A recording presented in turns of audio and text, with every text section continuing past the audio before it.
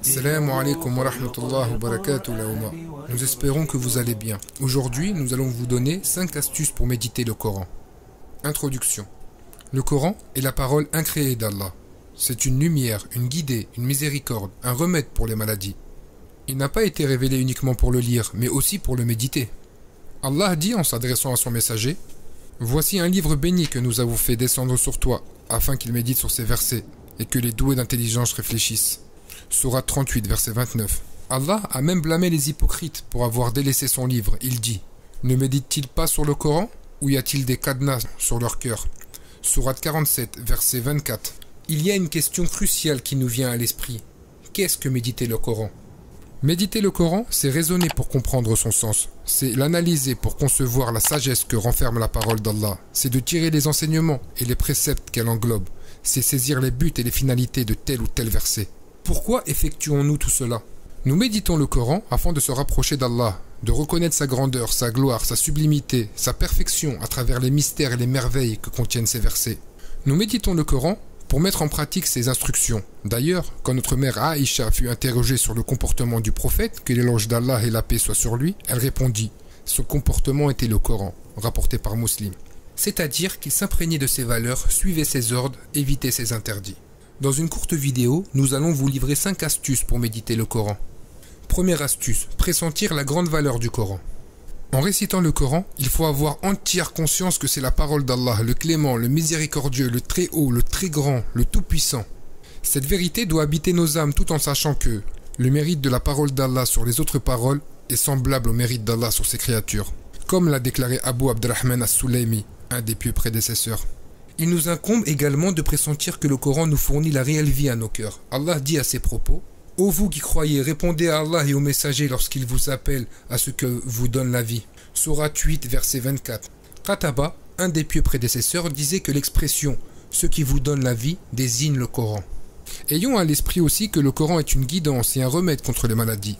Allah dit à ce sujet: Certes, ce Coran guide vers ce qu'il y a de plus en droit. Sourate 17, verset 9. Il dit également: Nous faisons descendre le Coran, ce qui est une guérison et une miséricorde pour les croyants. Sourate 17, verset 82. Nul doute que le lecteur donne de l'estime à la révélation d'Allah. Il serait plus motivé à explorer la guidance, ainsi la guérison qu'elle contient. Il rechercherait à faire vivre son âme par le Coran, et ceci n'est possible qu'en le méditant, et qu'en fouillant la signification profonde de ces versets. Deuxième astuce, répéter les versets et les réciter lentement. Allah le plus haut dit en s'adressant à son messager: Récite le Coran lentement et clairement. Sourate 73, verset 4. Malheureusement de nos jours, notre but premier est de finir la sourate. Ce qui nous intéresse en premier lieu est de clôturer la lecture du Coran. Nous entendons les gens se demander les uns aux autres: Combien de fois avez-vous terminé la lecture du Coran? Or, le plus important est de méditer la parole d'Allah, saisir le sens profond des versets. D'ailleurs, c'est pour cela que certains compagnons, qu'Allah les agrée, mettaient parfois des années à finir une seule et unique sourate. L'imam Malik rapporte dans son livre Al-Muwatta que Abdurrahman ibn Omar, qu'Allah l'agrée, ainsi que son père, a appris Surat al-Baqarah en 8 ans. Une autre version du récit déclare qu'il a mis 4 ans. Quoi qu'il en soit, posons-nous la question suivante. Ibn Omar n'est-il pas capable de mémoriser cette sourate en quelques semaines? Eh bien si, il avait les compétences nécessaires de le faire en moins de temps. Alors pourquoi a-t-il tardé à apprendre cette sourate? Parce qu'il ne s'est pas contenté de la lire ou de la mémoriser. Il voulait la méditer, comprendre profondément ses versets, tirer les enseignements qu'elle renferme. Donc, récitons lentement et paisiblement le Coran pour saisir vigoureusement ses sens et sagesse. Il est même bénéfique de répéter les versets afin que le cœur se tranquillise et ait une présence effective et réelle lors de la lecture. Abu Dar a rapporté que le prophète, que l'éloge d'Allah et la paix soient sur lui, priait la nuit jusqu'à l'aube en récitant un seul verset dans lequel Allah cite Isa. Si tu les châties, ils sont tes serviteurs, et si tu leur pardonnes, c'est toi le puissant, le sage. Sourate 5, verset 118. Le messager d'Allah, que l'éloge d'Allah et la paix soient sur lui, n'était-il pas capable de réciter plus de versets? Évidemment que si, mais il cherchait à méditer sur les secrets et les merveilles qu'englobe ce verset.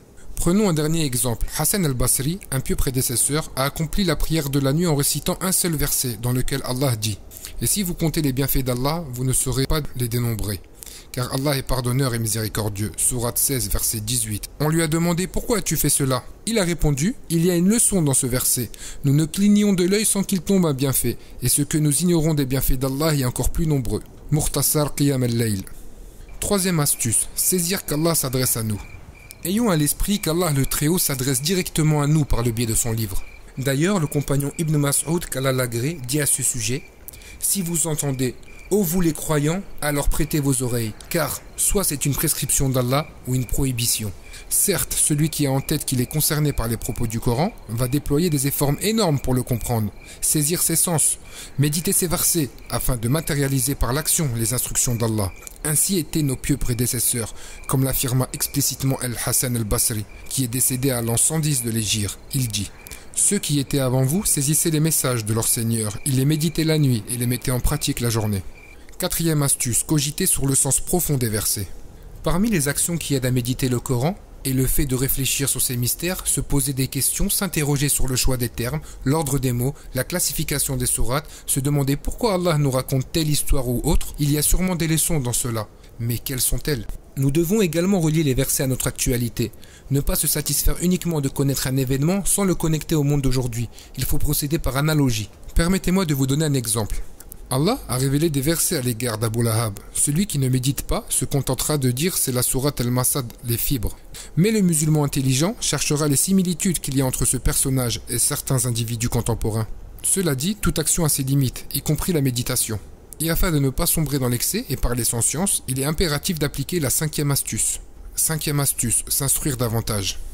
Plus nous apprenons, plus notre méditation est plus juste, plus riche, plus profonde. Pour atteindre cet objectif, il faut perfectionner nos niveaux en langue arabe. Allah dit à ce sujet: nous l'avons fait descendre un Coran en langue arabe afin qu'il vous raisonniez. Sourate 12, verset 2.